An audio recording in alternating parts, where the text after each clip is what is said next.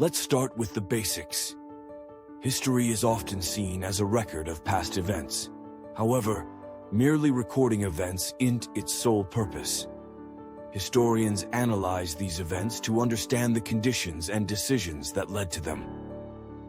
This analysis, in turn, helps in drawing parallels with current events, offering insights into why things are the way they are today. Now, if we dive a bit deeper, we find that this approach isn't without its challenges. When historians look at the past, they do so through the lens of the present.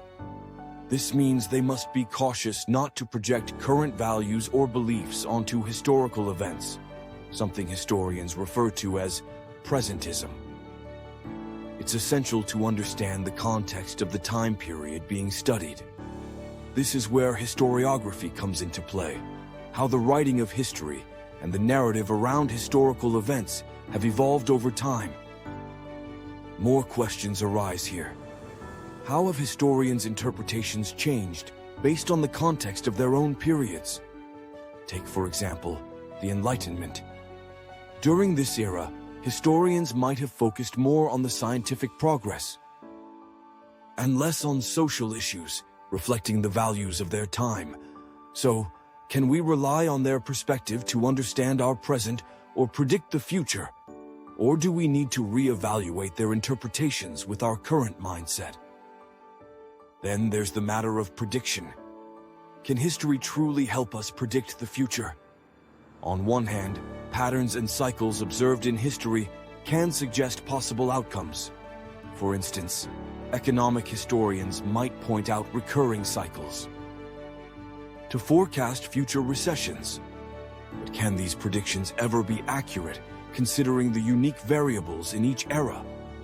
History has shown us that despite similar circumstances, outcomes can differ due to unforeseen factors or decisions. I need to reconsider this. Perhaps it's not about direct prediction, but about furnishing a framework for understanding potential scenarios. By studying the past, we develop a repertoire of responses that were effective or ineffective in certain situations. This knowledge helps in crafting informed strategies for handling current challenges. But what about the limitations of this approach? Is there not a risk that reliance on historical patterns might lead to complacency, or worse, repeating past mistakes? Aha, there's a key insight. Studying history isn't just about learning what happened, but understanding why it happened and how the interplay of various factors led to certain outcomes.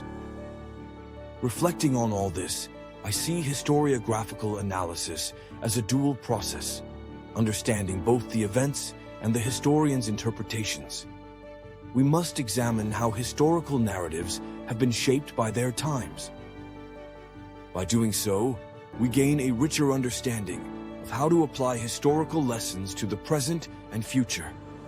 In conclusion, while studying history to understand the present and predict the future is foundational to historical inquiry, one must be cautious of presentism and consider the evolving interpretations over time. It's not about predicting specific events, but understanding potential outcomes and preparing for them. Still, this seems to be just scratching the surface. I'm beginning to see how complex this topic truly is.